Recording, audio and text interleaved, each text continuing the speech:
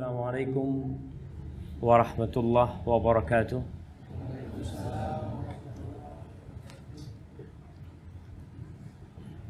Alhamdulillah alladzi hadana li hadza wa ma kunna linahtadiya laula an hadana Allah. Segala puji bagi Allah. Masya Allah.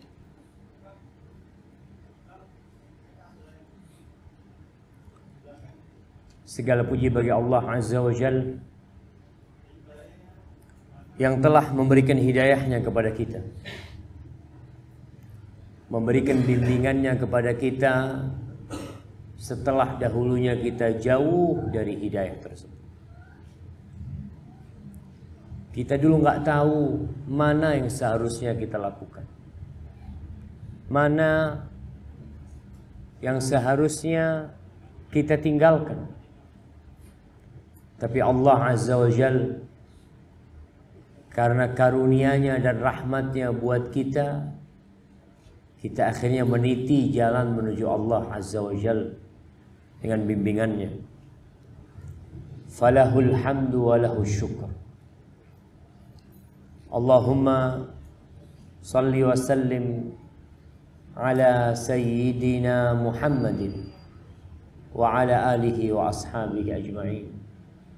Ya Allah, semoga salawat dan salam senantiasa Engkau curahkan untuk hamba kekasih, untuk baginda Nabi kita Muhammad sallallahu alaihi wasallam, untuk manusia terindah yang pernah menginjakkan kakinya di muka bumi ini, yang diutus oleh Allah Azza wa Jalla sebagai rahmatan lil alamin, sehingga tidak sempurna iman seseorang, bahkan dikatakan tidak beriman seorang yang tidak mencintai Rasulullah sallallahu alaihi wasallam. Dan semoga salat itu bersambung untuk keluarga beliau, untuk istri-istri beliau, untuk putra-putri beliau, dan untuk seluruh sahabat Nabi. Semoga Allah meridai kita bersama mereka. Amma ba'd. Jamaah rahimakumullah, di bulan Ramadan ini kita melihat salat umat Islam volumenya bertambah. Apalagi masuk 10 hari terakhir. Di sebagian masjid kita mendapati selain mereka sholat setelah isya, sholat taraweh, mereka melanjutkannya dengan qiyamul lail yang selanjutnya, yang dilaksanakan di sepertiga malam akhir. Sebagian saudara-saudara kita iktikaf di masjid. Apa yang dia lakukan? Sholat. Selama dia masih terjaga dari tidur, selama kantuk belum menyerang dirinya, dia bangkit sholat. Sholat lagi. Sholat lagi. Tapi ada sebagian orang yang masih berat untuk memperbanyak sholat. Bahkan tidak sedikit di bulan Ramadan ini yang sudah berhenti sholat tarawih. Berhenti. Enggak lagi ke masjid. Anda bisa merasakan perbedaan yang sangat jauh sekali. Malam 1 Ramadan dengan malam 21 Ramadan. Bayangkan jemaah. Di malam 21 Ramadan, Rasulullah sallallahu alaihi wasallam, cerita Aisyah radhiyallahu taala anha, bahwa beliau sudah nggak lagi tidur, dihidupkan malam. Di 20 hari awal beliau mencampur malamnya dengan tidur. Tapi di 10 malam terakhir enggak lagi. Beliau membangunkan keluarganya. Syadda mi'zarahu. Jadd. Sarungnya beliau kencangkan. Beliau bersungguh-sungguh beribadah. Wa'tazalan nisa. Dan istrinya ditinggalkan. Tapi kalau kita ngelihat di kebanyakan masjid di Indonesia ini, tentunya malam 21 itu sudah sepi. Shaf itu sudah jauh maju ke depan. Kalau antum menyetel kembali memori malam 1 Ramadan, Masya Allah, gak cukup. Ana rasakan masuk masjid itu Allahu Akbar. Betapa bahagianya melihat umat Islam berbondong-bondong memakmurkan rumah Allah untuk sholat. Kadangkala yang menyebabkan orang itu sudah mulai nggak lagi tarawih, godaan dunia. Tapi sejatinya godaan dunia di awal Ramadan dan di akhir Ramadan sama aja. Mungkin penyebabnya semangat yang sudah kendur. Dikarenakan dalam proses 20 hari ketika dia beribadah kepada Allah Azza wa Jalla, akhirnya jadi capek, jadi malas.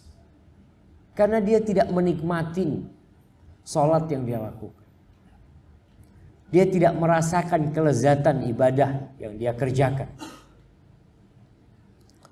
Dan kalau bicara khusyuk dalam sholat ini adalah sebuah kedudukan yang sangat tinggi. Yang mungkin sampai saat ini hidup kebanyakan umat Islam itu ya seperti ucapan Ibnul Qayyim, huwa fi jihadin wa fi sholat. Dia itu masih dalam perjuangan, dalam jihad dan dalam sholat. Dia belum bisa sampai ke tingkatan khusyuk yang dengannya sholat itu jadi ringan buat dia. Antum bisa lihat bagaimana Rasulullah Sallallahu Alaihi Wasallam bisa sholat 1 rakaat 5 juz setengah. Kita kalau imamnya 11 rakaat itu 3 juz. Bukan 1 juz. 3 juz. Kira-kira gimana kondisi masjidnya? Berapa yang tersisa di masjid? Ya mungkin yang memang gak punya rumah, gak bisa pulang dia sudah, ya terpaksa sudah di sini. Tapi Nabi kita Muhammad Sallallahu Alaihi Wasallam 1 rakaat beliau membaca Al-Baqarah sampai selesai. Beliau membaca Ali Imran sampai selesai. Beliau membaca An-Nisa sampai selesai. Itu 1 rakaat. Kenapa bisa melaksanakan itu? Karena beliau khusyuk. Menikmatin sholat yang dikerjakan.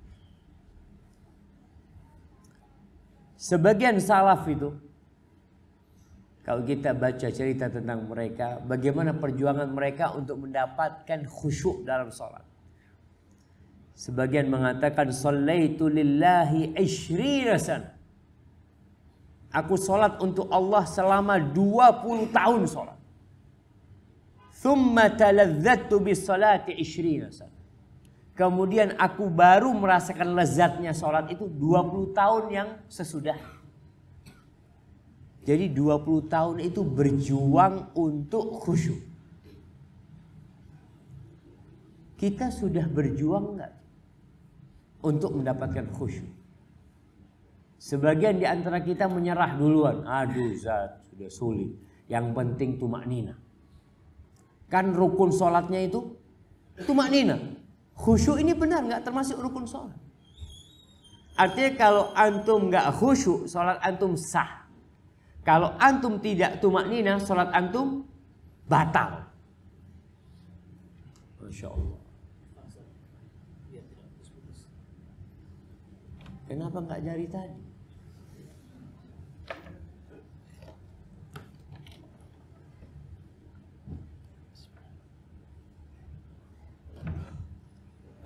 Nah, sebagian orang itu yang penting tumaknina, sebagian orang. Tapi ada sebagian lainnya dia tidak bicara tumaknina. Dia bicara apa? Yang penting sholat. Sepenting sholat. Jadi kalau tingkatannya itu kita lihat ada orang yang berjuang untuk khusyuk, ada orang yang penting tumaknina, ada lagi orang yang penting sholat. Kalau dikasih tahu apa kata dia sudah, nggak perlu ngomong masalah sholatnya benar atau tidak. Yang penting saya sholat. Anda berbicara silahkan untuk orang-orang yang tidak sholat diajak sholat. Nah, tapi kita tahu ada orang sholat masuk neraka. Bukan dia tidak sholat. Ya kita tahu dengan firman Allah Azza wa Jalla, fawailul lil musallin alladzina hum an salatihim sahun alladzina hum yura'una wa yamna'una al-ma'un. Bagaimana supaya kita bisa merasakan lezatnya sholat ini dan gak capek kalau imamnya panjang baca. Bahkan antum lihat di akhir waktu ini kita lihat anak-anak muda itu yang kalau sholat taraweh milih masjid. Golek sing paling cepat. Nah itu dulu aja, sekarang enggak.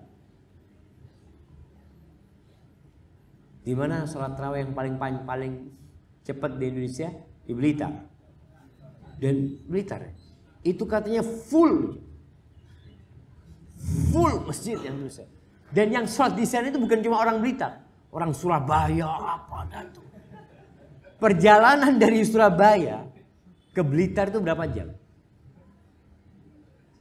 2 jam? 3 jam? 3 jam. Sholatnya cuma 10 menit. Insya Allah. Tapi semua akan mendapatkan apa yang dia cari. Allah Azza wa Jalla di surah Al-Mu'minun mengatakan qad aflahal mu'minun alladzina hum fi salatihim khashi'un. Telah sukses orang-orang yang beriman. Kita masuk enggak aja dalam ayat ini? Qad aflahal mu'min. Telah sukses orang-orang yang beriman. Sebagian tabi'in mengatakan kalau panggilan Allah ya ayyuhalladzina amanu insyaallah anda masuk. Tapi kalau panggilan Allah qad aflahal mu'minun belum tentu kayaknya. Anda enggak tahu. Artinya pokok dasar iman ada insyaallah di diri kita. Tapi kesempurnaan itu mungkin tidak semuanya sempurna iman. Allah ketika berbincang qad aflahal mu'minun, mereka adalah orang-orang beriman yang sudah mencapai tingkatan sempurna keimanannya. Maka Allah sebutkan di antara sifat mereka, alladzina hum fi salatihim khashi'un. Siapa mereka? Mereka adalah orang-orang kalau sholat itu khusyuk. Bukan mereka orang-orang yang sholat saja. Tidak. Apakah semua yang sholat di Masjid Al-Huda ini khusyuk? Sehingga masuk dalam kategori qad aflahal mu'minun? Ya harapan. Kemudian di ayat ke-9 setelah menyebutkan beberapa sifat orang-orang yang beriman yang sukses itu, Allah mengatakan lagi di ayat ke-9, walladzina hum ala salawatihim yuhafizun.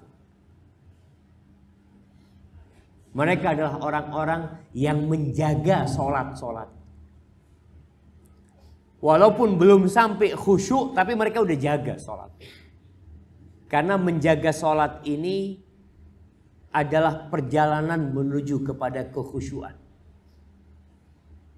Seperti ucapan sebagian salaf yang mengatakan 20 tahun sholat gak dapat khusyuk.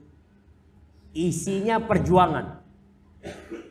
Allahu Akbar, itu berjuang dia untuk menghadirkan hati. Berjuang untuk bisa mengikuti bacaan imam. berjuang untuk ruku dan menikmati ruku.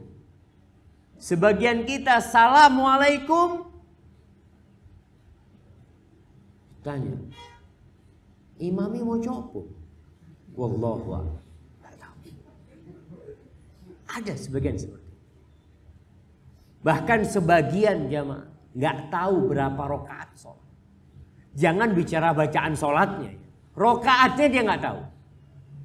Khususnya yang masbuk, Allahu Akbar, gak tahu imamnya assalamualaikum. Aneh iki rokaat kepiro mau? Kenapa? Karena khusyuk itu nggak ada. Maka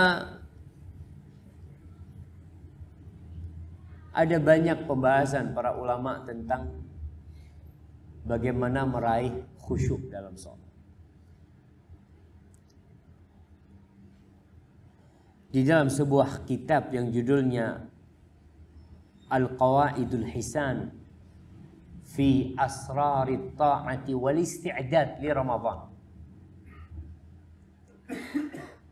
Ini kitab yang cukup menarik tentang kaidah-kaidah indah dalam pembahasan rahasia-rahasia ketaatan dan mempersiapkan diri untuk Ramadan. Seharusnya kitab ini dikaji sebelum Ramadan. Tapi sebenarnya kapanpun kita perlu mengkaji kitab ini. Karena yang dibicarakan bukan hanya tentang Ramadan, tapi tentang rahasia ketaatan yang kita lakukan. Hanya saja di bulan Ramadan, ketaatan-ketaatan tersebut full kita kerjakan. Apa saja yang tidak kita kerjakan di Ramadan? Baca Quran di bulan Ramadan. Sebagian hanya pegang Qurannya bulan Ramadan. Bahkan setiap awal Ramadan beli Quran baru. Karena Quran yang lama tidak ketemu. Di mana sudah tahu. Awal Ramadan beli. Zikrullah kita bisa melihat.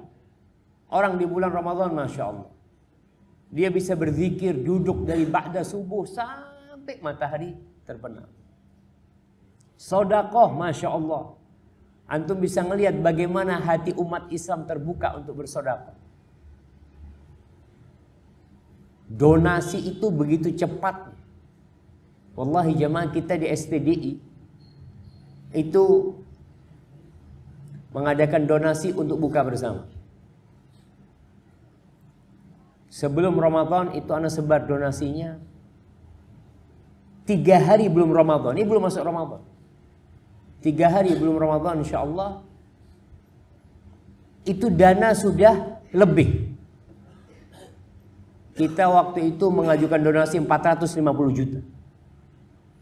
3 hari sebelum Ramadan kata bendahara Ustadz sudah full Ustadz.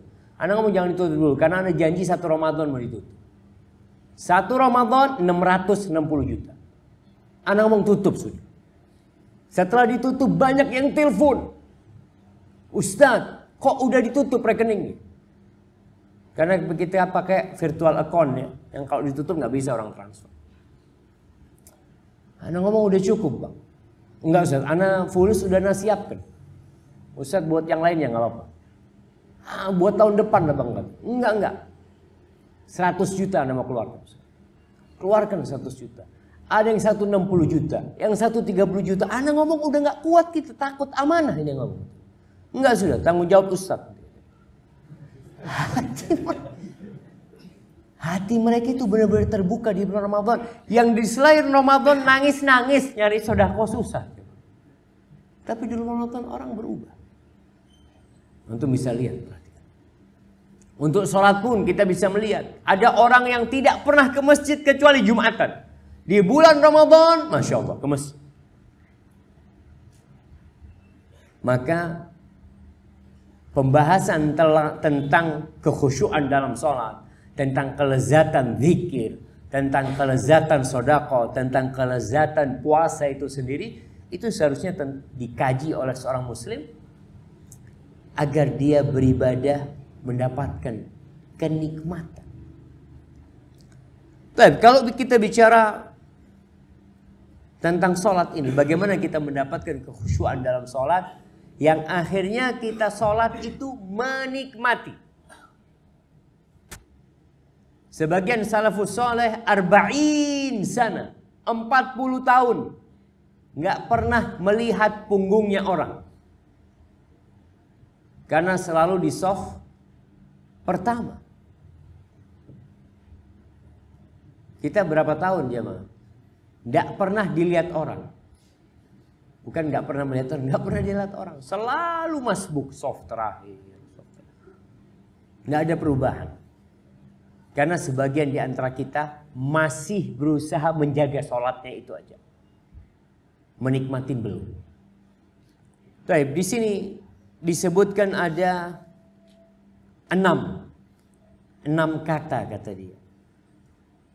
Ringkasan dari semua yang ditulis oleh para penulis tentang kekhusyuan sholat. Dia berusaha untuk menyimpulkan ada 6 langkah untuk mencapai kekhusyuan. Yang pertama adalah hudurul qalb.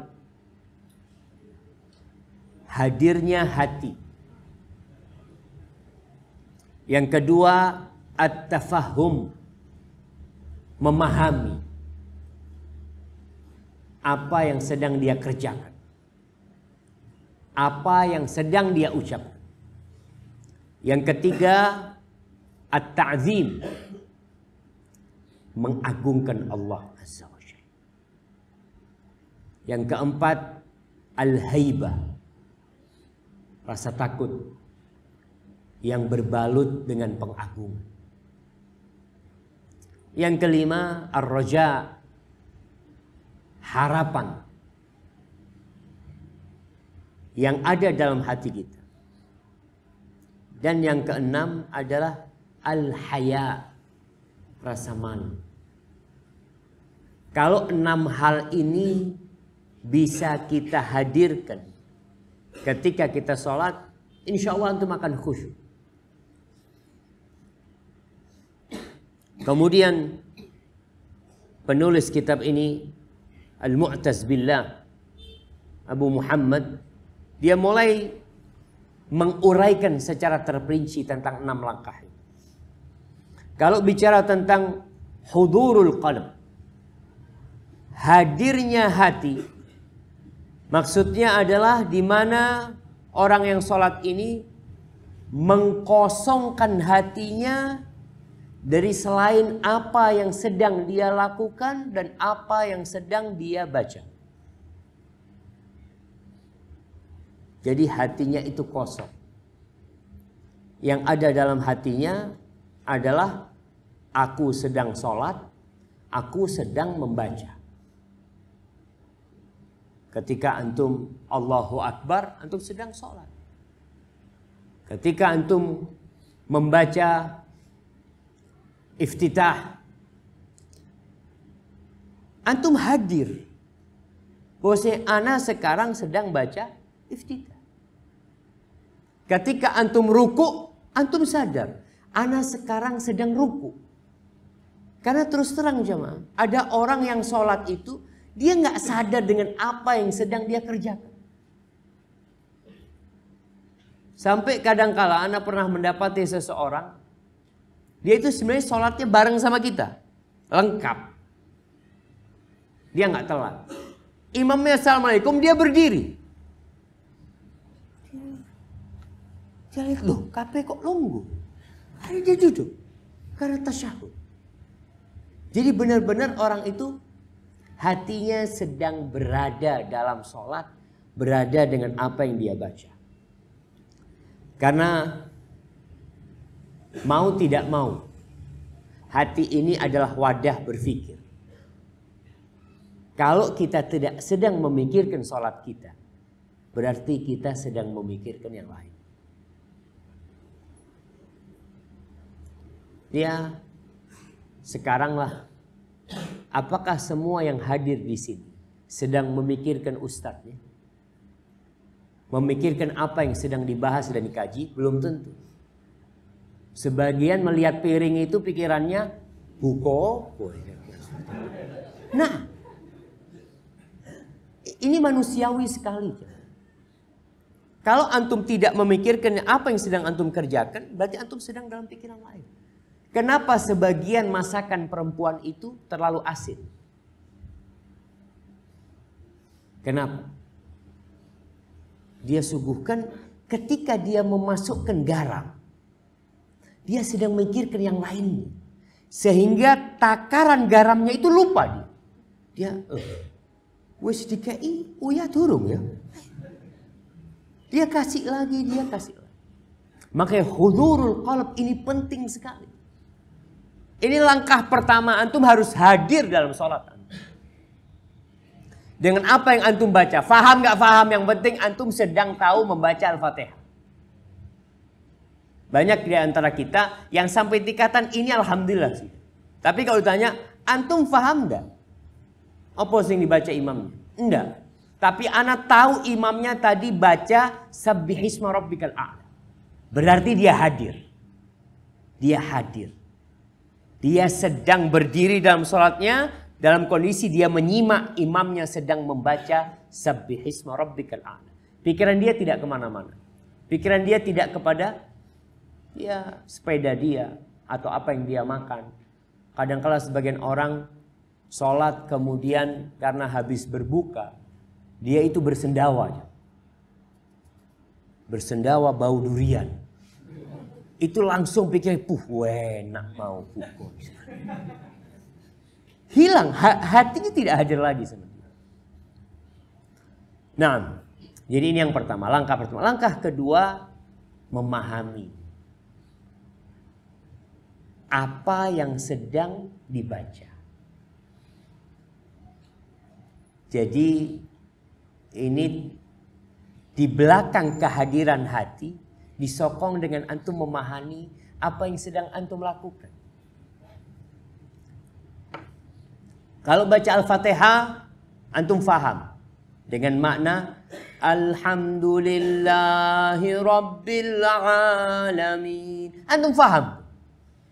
Ar-Rahmanir Rahim. Maliki Yaumiddin. Antum ingat dengan hadis Abu Hurairah radhiyallahu taala anhu. Ketika Allah Azza wa Jalla mengatakan qasamtus salata baini wa baina 'abdi nisfain. Aku membagi salatku dengan hambaku dua bagian. Ketika hambaku mengatakan kepada aku alhamdulillahi rabbil alamin, aku mengatakan asna alayya 'abdi atau hamidani 'abdi. Hambaku memuji aku. Ketika mengatakan Ar-Rahmanir Rahim, hambaku memuja dan menyanjungku. Ketika hambaku mengatakan Maliki Yaumiddin, Allah mengatakan majjadani 'abdi. Hambaku sedang mengagungkan aku. Wa idza qala iyyaka na'bud wa iyyaka nasta'in, hadza baini wa baina 'abdi. Ini yang bagi dua antara aku dengan hambaku. Artinya ketika antum membaca bacaan itu, antum faham. Maka dianjurkan kita itu untuk sering mengulangi bacaan sholat kita di luar sholat dengan memahami artinya. Jangan dipikir orang Arab itu tidak butuh penafsiran dari apa yang dia baca. Antum kalau baca tafsir Ibnu Katsir itu bahasa Arab, bahasa Indonesia. Bahasa Arab. Tafsir Al-Qurtubi bahasa Arab. Tafsir At-Tabari bahasa Arab. Yang ditafsirkan bahasa Arab ke dalam bahasa Arab. Apalagi kayak kita ndak iso bahasa Arab. Iya Ustaz, ana dulu waktu berapa tahun yang lalu pernah ikut daurah sifat sholat Nabi. Berapa tahun? Ya mungkin 7 tahun yang lalu. Terus antum pernah baca lagi? Cukup sudah Ustaz. Alhamdulillah. Masya Allah. Kita tuh manusia yang suka lupa. Maka hendaklah kita membaca bacaan sholat lagi itu. Antum baca lagi artinya apa, maknanya apa, apa maksud bacaan Subhana Rabbiyal Azim wa bihamdi, apa maksud bacaan Sajada wajhiya lilladzi khalaqahu wa syaqqa sam'ahu wa basarahu. Apa maksud yang dia baca ketika dia mengatakan Sami Allahu liman hamida? Antum hadir Sami Allahu liman hamida, tahu antum sedang membaca itu, tapi antum tidak tahu maknanya. Sehingga untuk mencapai khusyuk itu masih berat. Ada orang yang bisa 1 jam sholat berdiri mendengarkan bacaan imam karena dia sudah menikmatin jamaah per ayat yang dibaca oleh imam. Bahkan Rasul sallallahu alaihi wasallam ketika sholat, ma marra bi ayati rahmatin illa sa'al. Beliau tidak pernah melalui ayat tentang rahmat kecuali beliau akan meminta rahmat Allah. Faham dengan yang dibaca. Ketika berbicara tentang wabasyiris sabirin, faham ini tentang kabar gembira buat orang-orang yang sabar. Ketika baca umpamanya ya surat yang pendek lah. Firman Allah, fa'andarutukum naron talazza. Antum baca itu lewat aja. Kepingin cepat ruku. Padahal kalau Rasul sallallahu alaihi wasallam melewatin ayat-ayat tentang azab, beliau akan meminta perlindungan kepada Allah dari azab tersebut. Ini faham dengan apa yang dibaca. Maka surat-surat pendek, antum baca tafsirnya lagi, baca tafsirnya, terus antum baca. Sehingga ketika sholat antum membaca wadduha, antum membaca alam nashrah laka sadrak, antum membaca al-ikhlas, antum bisa menikmati. Itu termasuk salah satu surat yang sebanding dengan sepertiga Al-Quranul Karim. Masa bacanya cepat tanpa memaknai? Kemudian jamaah berkaitan dengan at-tafahum, memahami apa yang dibaca ini, tingkatan orang beda-beda. Sehingga kitab tafsir itu beda-beda dalam memahami. Antum bisa melihat ada tafsir yang cuma 1 jilid. Ada tafsir yang 10 jilid. Ada tafsir yang 20 jilid. Apa yang dibahas oleh As-Sa'di mungkin tidak dibahas oleh ulama yang sebelumnya. Mungkin tidak dibahas oleh ulama yang sesudah. Sehingga membaca kitab-kitab tafsir atau kitab-kitab penjelasan tentang bacaan sholat itu penting untuk membantu kita khusyuk. Selain hadir hatinya. Maka ini menuntut kita untuk belajar terus dan tidak berhenti. Kenapa disyariatkan baca Al-Quran, hatam? Ya kalau bisa tiap bulan hatam. Padahal yang antum baca itu jemaah. Nggak ada yang baru. Tapi antum akan masuk kepada alam baru setiap kali baca Al-Quran. Antum baca tafsir Al-Fatihah hari ini. Antum baca tafsir Al-Fatihah minggu depan. Ahad depan. Atau antum baca bulan depan. Antum akan merasakan sesuatu yang berbeda. Apalagi kalau antum baca tafsir yang berbeda-beda. Tentunya tafsir Ahlus Sunnah wal Jamaah. Baik, disinilah jamaah antum bisa mendapatkan buah dari sholat. Buah dari sholat itu adalah mencegah dari perbuatan keji dan mungkar. Ketika antum memahami apa yang antum baca. Kalau sekedar hatinya hadir, tapi tidak faham dengan yang dibaca, kadang-kala sulit kita bisa mendapatkan buah dari sholat tersebut. Allah mengatakan inna salata tanha anil fahsya wal munkar. Sholat itu mencegah dari perbuatan keji dan mungkar. Tapi kalau antum sholat tanpa memahami apa yang dibaca, kapan antum akan takut sama Allah Azza wa Jalla? Baik, yang ketiga tadi apa? At-ta'zim. Mengagungkan Allah Azza wa Jalla. Ini ada di baliknya hadirnya hati dan pemahaman kita dengan apa yang sedang kita baca dan kita lakukan. Karena hamba jamaah ketika membaca bacaan sholat itu, dia sedang bersama siapa bermunajat? Dia sedang ngobrol sama siapa? Makanya dikatakan sholat itu adalah munajat antara hamba sama Allah Azza wa Jalla. Sejak tadi yang Anda bicarakan ketika membaca Al-Fatihah. Kemudian ketika dia ruku. Kenapa dia melakukan gerakan seperti itu? Yang gerakan ini tidak boleh diberikan kepada selain Allah Azza wa Jalla. Bolehkah antum rukuk buat orang lain? Buat makhluk lain? Nggak boleh. Antum rukuk buat Allah. Hadirkan pengagungan di sini. Ketika antum tahu-tahu Allahu Akbar, kenapa anda melakukan gerakan ini? Di saat itu antum mengagungkan Allah Azza wa Jalla. Nanti kita akan bicarakan bagaimana supaya bisa mengagungkan Allah. Karena ada orang yang di sholat dan di luar sholat nggak ada pengagungan buat Allah Azza wa Jalla. Sehingga dia tidak melaksanakan perintah-perintah Allah. Di bulan Ramadan kita melihat ada orang-orang yang puasa tapi nggak sholat. Masya Allah. Dia puasa, benar puasa. Tidak makan dan tidak minum. Tapi sholat enggak. Apakah orang yang seperti ini mengagungkan Allah Azza wa Jalla? Dengan puasanya? Tidak. Sejatinya rukun Islam yang kedua itu adalah sholat. Lebih penting engkau sholat daripada puasa. Dua-duanya penting. Tapi kalau disuruh milih sholat apa puasa?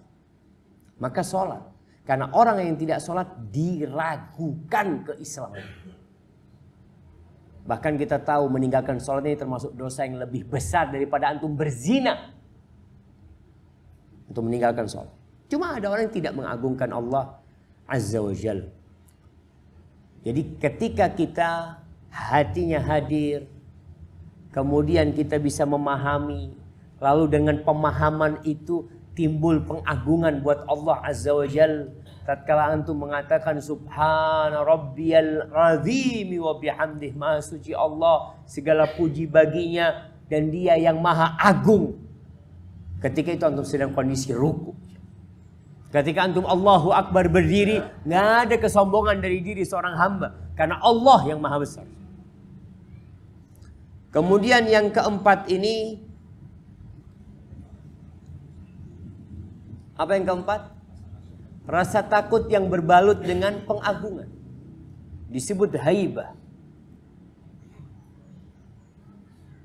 Ada rasa takut, tapi bukan karena pengagungan. Antum takut sama ular. Apakah karena antum mengagungkan ular? Bukan. Antum takut sama bapak polisi. Di jalan antum takut sama polisi. Apakah karena antum mengagungkan polisi? Sebagian takutnya itu karena benci sama polisi. Ana malas urusan dengan polisi. Nggak ada pengagungan sama sekali. Ini akan terbukti tatkala dia mencela polisi. Mencaci maki polisi. Wah, aku kena tilang no mas. Moga-moga mlebu neraka sing nilang aku. Masyaallah. Berarti kan dia takut sama polisi itu bukan karena mengagungkan polisi, karena kebencian.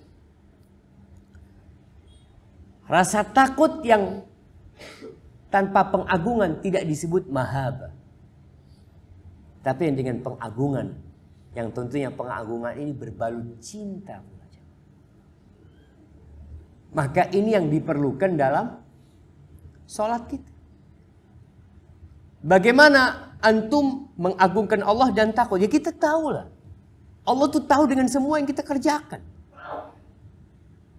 Allah tuh bisa mengazab kita. Jangan dipikir tatkala kita berangkat sholat Allahu Akbar, Allah nggak tahu tadi antum habis mencuri. Tadi antum habis ghibain orang. Tadi antum habis menyakitin orang. Habis menipu. Jangan dipikir nggak tahu. Di sini yang menyebabkan sholat itu bisa khusyuk ketika antum masuk sholat dalam kondisi Allah tuh tahu aku baru saja melakukan dosa. Ketika antum Allahu Akbar, kalau tidak ada haibah itu, antum sholat kadang-kala main-main aja. Makanya tadi kenapa ada fawailul lil musalli. Nah, ada orang sholat masuk neraka ada. Karena dia sholat tanpa pengagungkan dan rasa takut kepada Allah Azza wa Jalla. Kemudian yang kelima, harapan. Jadi ibadah seorang muslim itu antara rasa takut dan rasa harap. Kalau dia hanya beribadah kepada Allah dengan rasa takut, yang akan terjadi adalah putus asa. Dia aduh kayaknya nggak mungkin Allah ngampuni anak dosanya terlalu banyak. Antum harus punya harapan. Makanya orang-orang yang berlomba-lomba menuju Allah Azza wa Jalla, bagaimana sikap mereka? Mereka itu beribadah kepada Allah. Allah mengatakan tentang mereka, yad'unana raghaban wa rahaban. Mereka adalah orang-orang yang berdoa kepada kami dalam kondisi takut dan harapan. Istilahnya harap-harap, cemas. Antum kalau cemas terus ya akhirnya malas beribadah. Seperti kisah orang yang membunuh 99 orang. Kenapa tatkala dia bertanya kepada orang yang ahli ibadah, dia bertanya, apakah ada harapan tobat untuk aku? Apa jawab orang ini? Engkau sudah bunuh 99 orang, mau tobat? Nggak ada tobat buat engkau. Pertanyaan, kenapa orang ini bunuh orang itu? Karena dia nggak ada harapan jadi orang baik. Ya kalau aku bunuh 99 orang nggak bisa diterima tobatnya, anak bunuh 100 ya sama aja. Mau bunuh 100, 200, 300 sama aja nggak diterima tobat. Tapi ketika dia dikasih tahu ada harapan, bahwasanya apa yang menghalangmu dari pintu tobat, kata dia. Orang ini akhirnya bersemangat untuk jadi orang baik ya, Mak. Karena ada harapan diterima tobat. Maka dalam kondisi sholat, antum walaupun banyak dosa, takut sama Allah, tapi antum berharap. Sehingga di sini disyariatkan ketika sujud untuk banyak-banyak berdoa. Ketika duduk pun antum berdoa, Rabbighfirli warhamni wajburni, terus antum minta. Ini harapan kepada Allah. Di samping antum takut sama Allah Azza wa Jalla. Kemudian yang keenam, ya, al-haya. Bahasa Arabnya malu itu haya. Rasa malu ini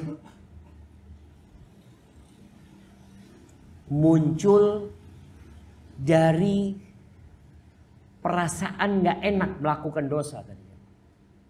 Takut jelas, tapi malu yang perlu dipelihara juga. Sehingga malu ini yang akan membuat antum jauh dari dosa. Bukan hanya takut, iya Anda takut, tapi Anda juga malu. Malu ini bergabung dengan perasaan nikmat yang Allah berikan kepada kita. Seperti orang yang mungkin sudah dikasih ya sama bosnya. Dia sampaikan, bosnya mengatakan kepada anak buahnya ini, tolong ya antum masuk kerja jam 7. Iya bos, ini anak kasih mobil antum. Anak kasih motor, anak kasih supir. Kira-kira dia telat nggak? Kalaupun dia telat, biasanya telatnya itu karena uzur yang sangat uzur. Karena dia malu. Ketemu bosnya, dilihat sama bosnya, seharusnya jam 7 datang jam setengah 8. Kata bosnya, kurang opo aku. Di situ orang sambil nundukkan pandangan, iya bos maaf bos. Tadi macet jalan bos. Anak udah keluar jam setengah 7. Tapi ada kecelakaan. Tapi tetap ada rasa malu. Ini yang perlu ditumbuhkan. Rasul SAW mengatakan al-haya'u minal iman. Haya itu termasuk keimanan. Beliau mengatakan kepada sahabatnya, istahyu minallah haqqal haya. Kalian malulah kepada Allah dengan malu yang sebenarnya. Kalau sahabat kita udah malu sama Allah SWT. Malu sama Allah itu bukan seperti yang antum bayangkan. Orang yang malu sama Allah itu akan menjaga perutnya. Dan yang dibawa perutnya, dia akan selalu jaga hal itu. Sehingga dia tidak melakukan dosa kepada Allah Azza wa Jalla. Baik. Sekarang bagaimana menghadirkan yang 6 hal tadi? Antum sudah paham 6 yang diperlukan. Yang pertama, hudurul qalb. Hadirnya hati. Yang kedua, at-tafahum, memahami dengan apa yang sedang dia kerjakan. Yang ketiga, apa jemaah? Apa?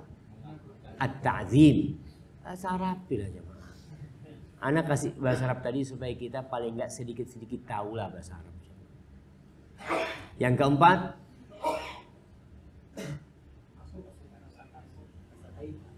apa yang keempat? Haibah. Haibah. Hebat itu bahasa Arab ya, Pak. Hebat itu dari asal kata bahasa Arab. Dari haibah. Kemudian yang keempat, ar-roja. Yang keempat, yang kelima, ar-roja. Roja itu artinya harapan. Dan yang keenam, al-haya. Haya, rasa malu. Bagaimana menghadirkan hati? Untuk yang pertama ini. Apa sih yang bisa menghadirkan itu? Dia mengatakan sababuhu al-himmah. Sebab hadirnya hati itu adalah himmah. Semangat, ambisi. Makanya orang kalau sedang berambisi, menginginkan sesuatu, hatinya hadir. Kenapa ketika sholat dia memikirkan sepeda motor baru? Karena dia sedang kepingin punya motor baru. Rukuknya, ya Allah, ana mau milih yang warna apa ya? Rukuk milih warna apa? Ketika sujud, ana pertama nanti ana pakai motor kemana? Jadi sholat itu isinya motor. Karena memang himmahnya dia ada di sana. Jadi kalau kita bicara sholat, kita ingin hadir, tolong himmahnya kita arahkan ke sholat. Bagaimana Ustaz supaya himmah kita ke sholat? Ya Allah, kita tahu bahwasanya dunia ini gak ada artinya. Kita tuh ingin masuk surga Allah Azza wa Jalla. Ada yang lebih indah. Dan untuk menuju ke sana sholatnya harus khusyuk. Maka terpaksa antum mikir khusyuk. Apalagi Allah tahu antum khusyuk atau tidak.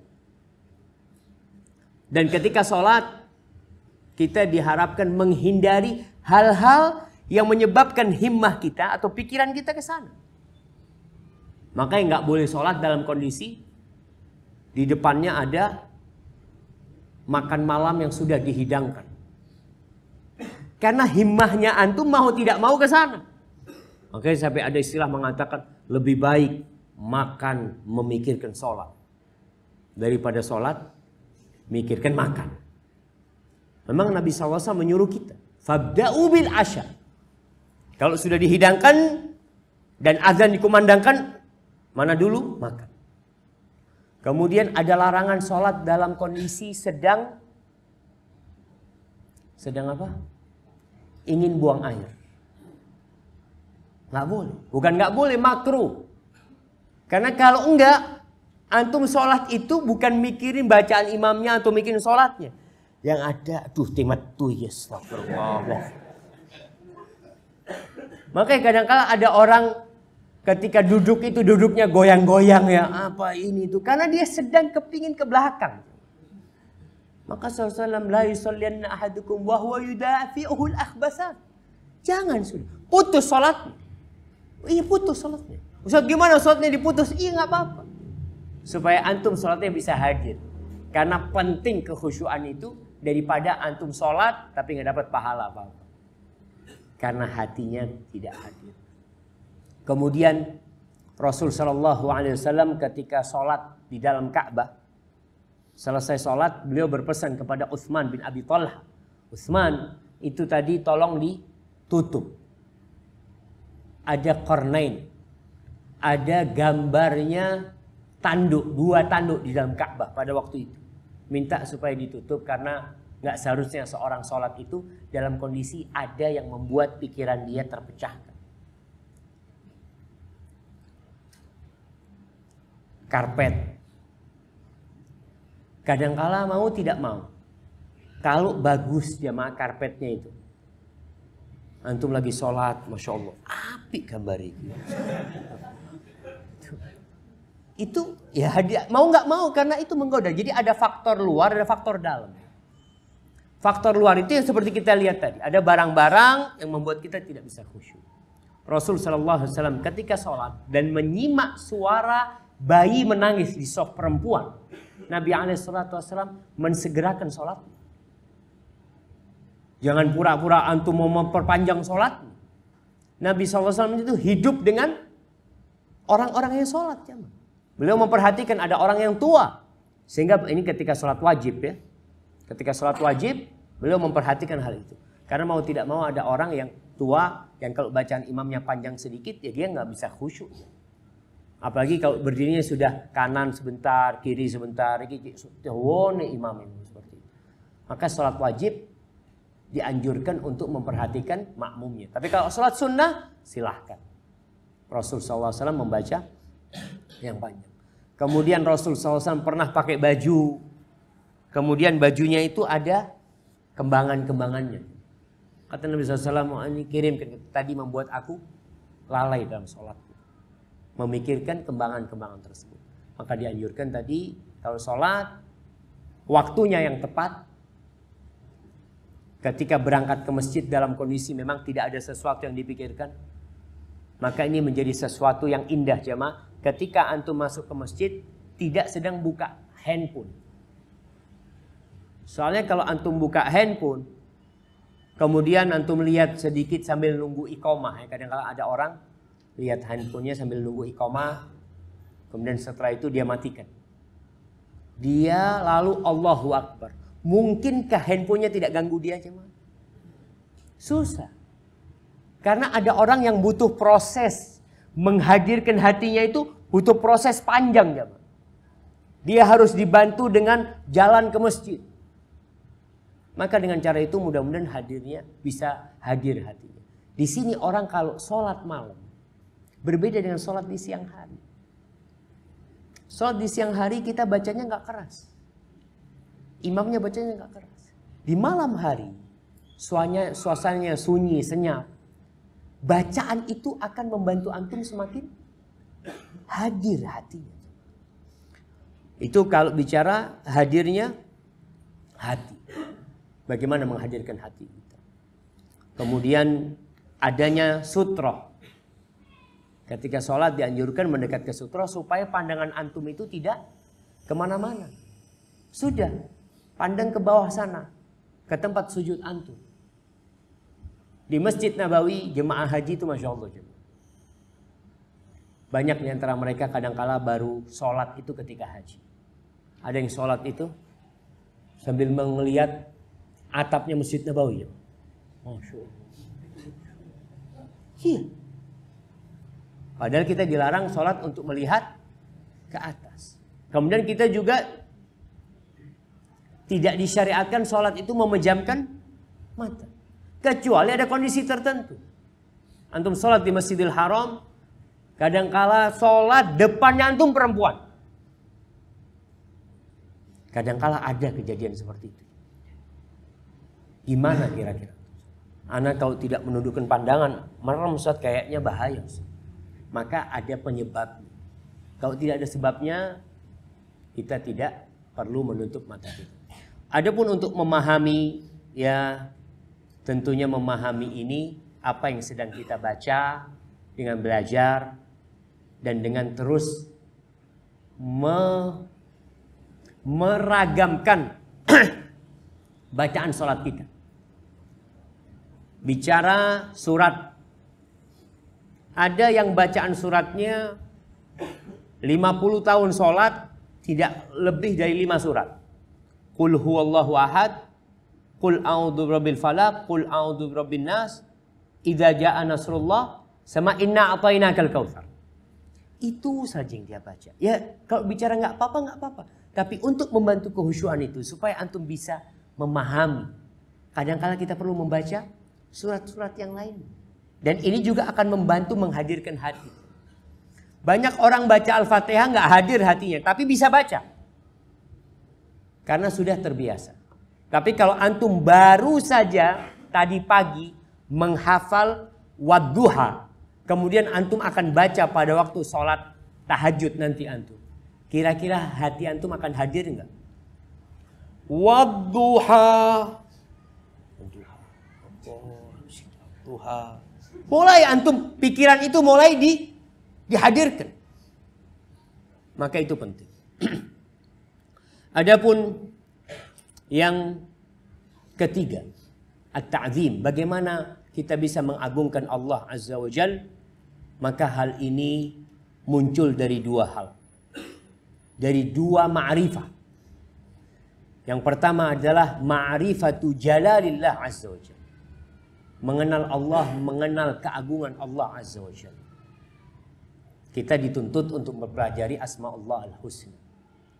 Kita dituntut untuk mengkaji tentang sifat-sifat Allah yang mulia. Pekerjaan-pekerjaan Allah Azza wa Jalla. Sehingga orang yang mengagungkan Allah itu mau tidak mau dia akan khusyuk salatnya. Ketika dia baca Allahu Akbar, Allahu Akbarnya itu benar, bukan hanya ucapan Allahu Akbar. Karena kadangkala ada non-muslim bisa mengucapkan Allahu Akbar, tapi dia mengatakan Tuhan itu 3. Dia bisa berucap Allahu Akbar. Jadi kita mengetahui keagungan Allah. Kemudian yang kedua, ma'rifah yang kedua adalah ma'rifatu haqaratin nafs. Mengenal kehinaan diri kita. Bahwa kita adalah makhluk yang hina. Yang jauh dari kesempurnaan. Makanya Rasul SAW pernah meludah Zuh. Kemudian dia mengatakan nih, manusia itu diciptakan dari yang seperti ini. Kita itu diciptakan dari air mani yang hina. Min ma'in mahin. Ketika antum tahu dengan kehinaan diri antum, maka yang muncul adalah pengagungan buat Allah Azza wa Jalla. Allah yang maha baik sama kita. Ya Allah, ya, aku banyak dosanya, banyak ketaatan yang tidak aku lakukan, tapi kau terus memberikan nikmat itu kepada aku. Apabila ini bercampur jamaah, mengetahui keagungan Allah dan mengetahui kehinaan diri, maka akan muncul ta'zimullah Azza wa Jalla. Adapun yang keempat, yaitu haibah. Haibah itu, rasa takut itu akan lahir ketika antum tahu dengan kekuatan Allah, kebesaran Allah, kekuasaan Allah yang bisa mengadab kita. Dan kalau Allah mau mengadab seluruh penduduk dunia ini, Allah tidak boleh. Kalau Allah mau. Dan ketaatan seluruh penduduk dunia ini nggak akan berguna buat Allah Azza wa Jalla. Sehingga di sini antum akan muncul rasa takut.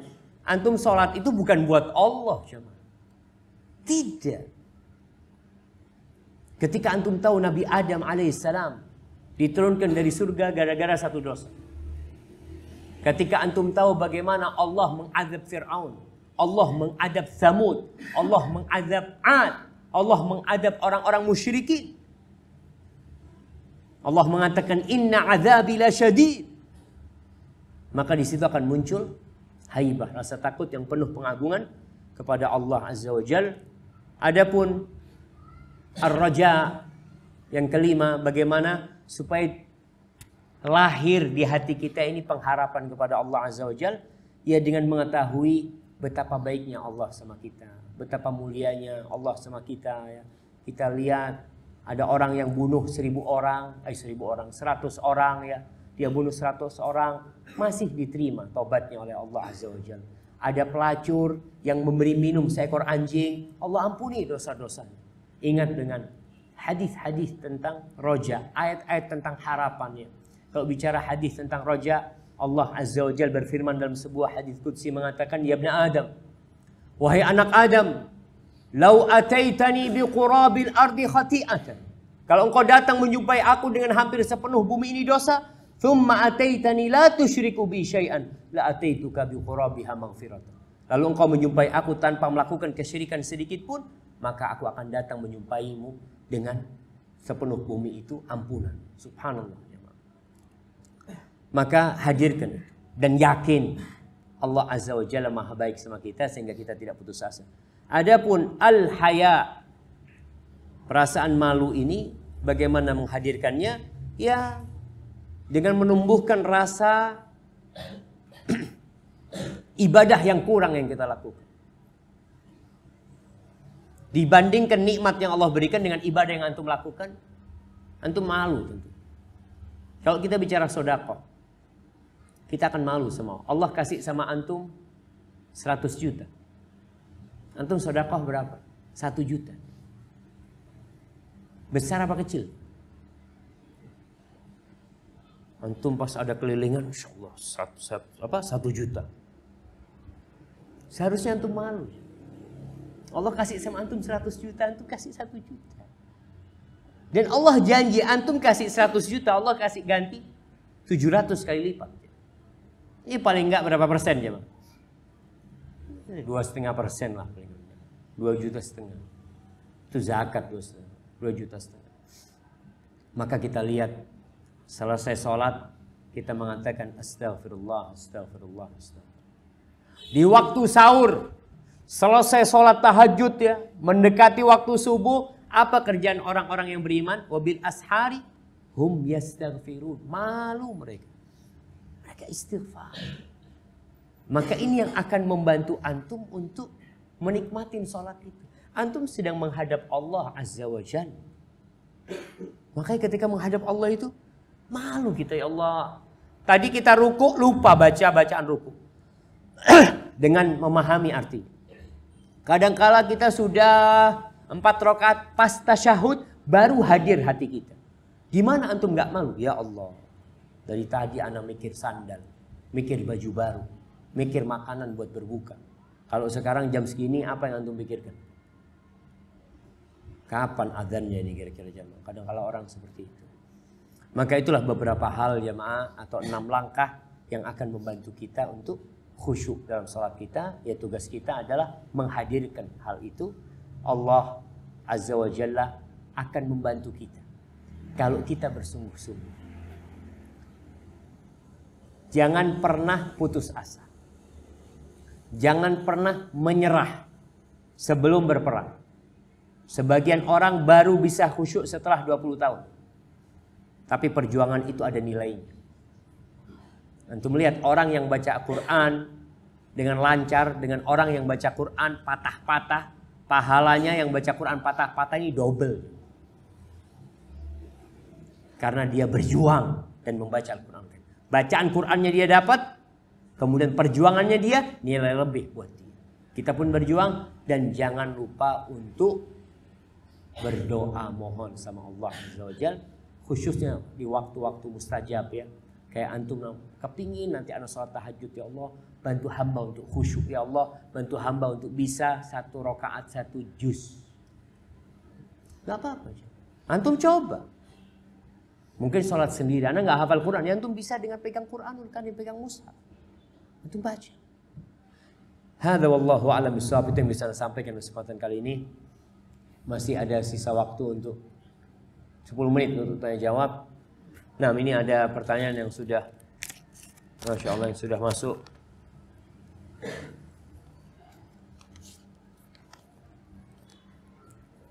Nah, Masya Allah. Assalamualaikum warahmatullahi wabarakatuh. Ustaz, bagaimana sunnah yang benar mengenai berbuka puasa?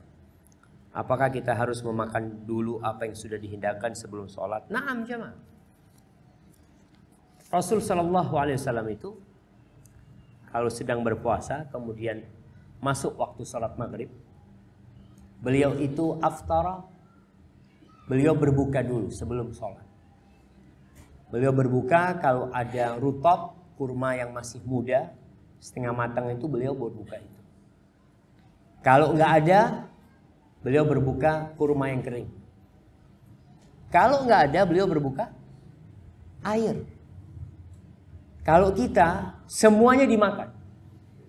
Jadi waktu berbuka itu kurma muda ada alhamdulillah. Air ada, kolak ada, gorengan ada. Jadi mau sholat aja antum sudah penuh perut. Dan salah satu yang membantu orang khusyuk itu ketika perut tidak kenyang. Antum tidak terbebani dengan perut antum, tapi ada isinya. Kalau terlalu lapar biasanya juga nggak khusyuk. Tapi kalau antum sudah makan kurma, mulai dengan makan kurma dan minum air, insya Allah antum berangkat ke masjid tidak terlalu lelah. Dan godaan berbuka itu sebenarnya bukan perut, tapi godaan mata. Perut antum dikasih 3 butir kurma, dikasih minum air 1 gelas, cukup nggak? Cukup. Yang nggak cukup apanya? Matanya. Nggak cukup. Ya, barakallahu fikum. Waalaikumsalam warahmatullahi wabarakatuh.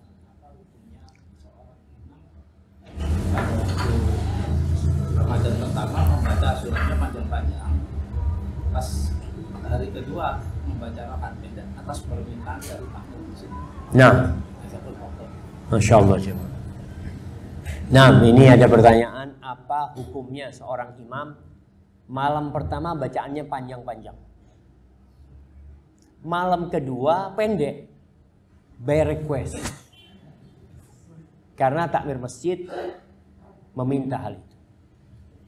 Sebenarnya nggak ada masalah ketika dia sholat melihat kondisi jamaah, karena ada jamaah-jamaah ini memang nggak pernah ke masjid. Mau sholat tarawih alhamdulillah. Jadi takmir masjid itu kan tahu kondisi jamaahnya. Mungkin imamnya nggak tahu. Imamnya nggak tahu. Jadi imamnya berharap supaya pahalanya lebih besar. Tapi bukan pahalanya lebih besar, makmumnya nggak ada. Maka harapan takmir masjid itu kita merangkul dulu lah Pak Ustadz. Jadi ya merangkul mereka, yang penting mereka mau sholat ya, bacaannya yang penting bagus, tidak cepat tapi tidak panjang juga. Maka nggak ada masalah kalau memang untuk merangkul makmum yang memang baru mau tobat gitu ya jamaah. Dan subhanallah jamaah, kalau orang sudah tobat itu, anak pernah ke Sukamiskin, ke penjara Sukamiskin, anak pernah cerita, di sana itu 10 hari terakhir sholat malamnya 11 rakaat itu 4 juz. Itu yang sholat orang tua-tua. Ya namanya orang-orang di penjara ya, sudah mau tobat semuanya. Jadi semangat sholatnya mereka.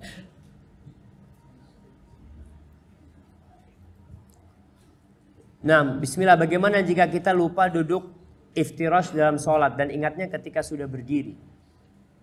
Iftirash.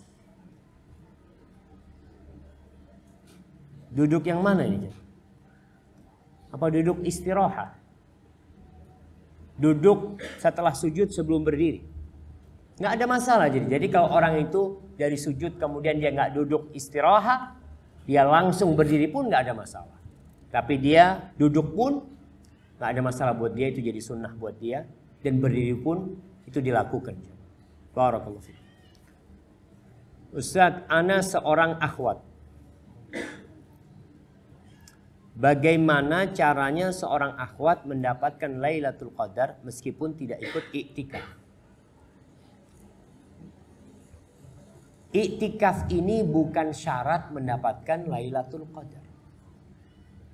Artinya iktikaf di masjid. Rasul sallallahu alaihi wasallam mengatakan, man qama Lailatul Qadri. Barang siapa yang bangun pada malam Lailatul Qadar, beribadah kepada Allah Azza wa Jalla, tentunya salat yang utama di situ.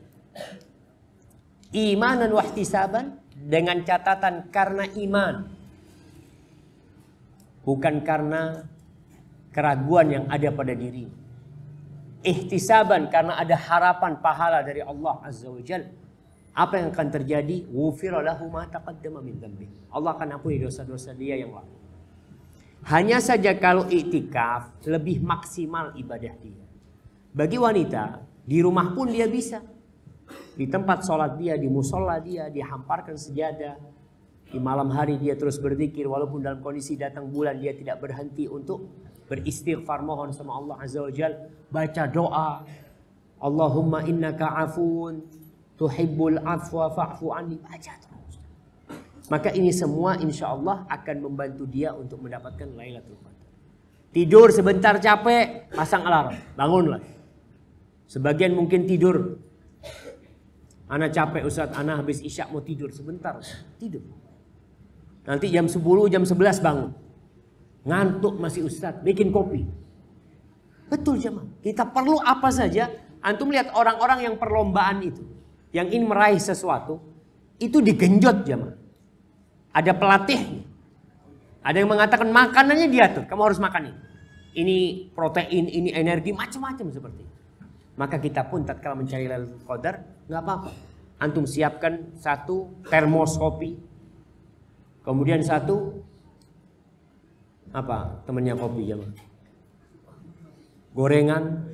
Insyaallah. Akhirnya makan sambil minum kopi, nggak sholat ya.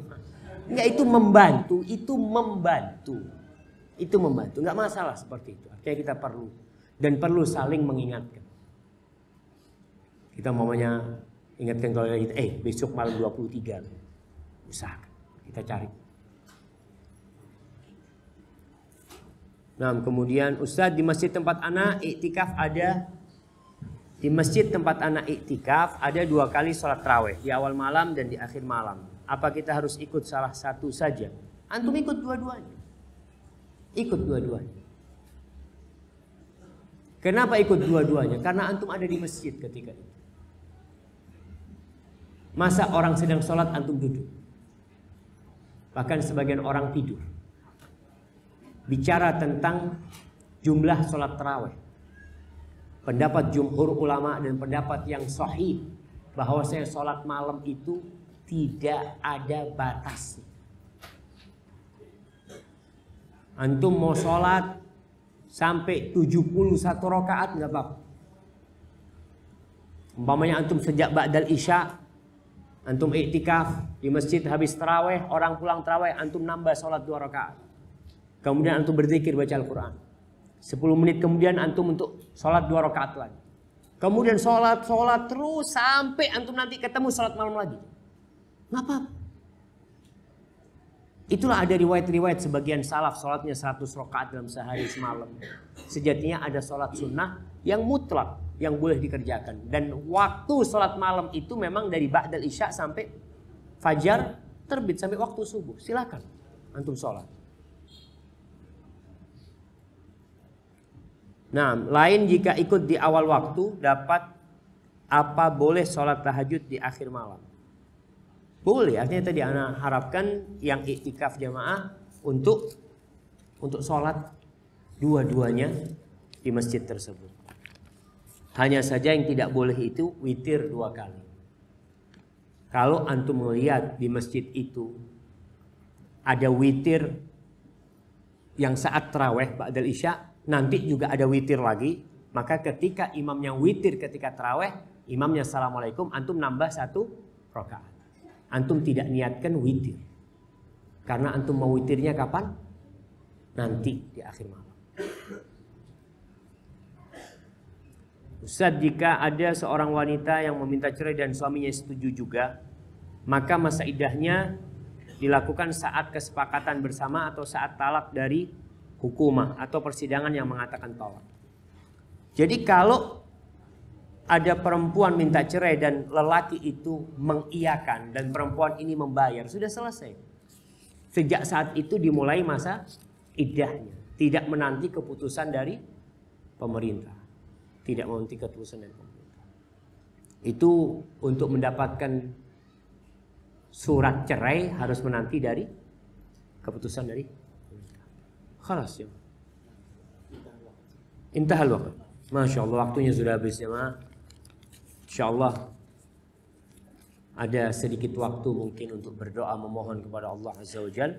Hadza wallahu a'lam bissawab. Apabila yang ana sampaikan benar itu dari Allah Jalla Jalaluh. Kalau ada yang salah dan kurang berkenan, ana mohon maaf itu dari diri ana sendiri. Allah dan Rasul terbebaskan dari kesalahan itu. Wassallallahu ala nabiyina Muhammadin wa ala alihi wasallam. Wassalamualaikum warahmatullahi wabarakatuh.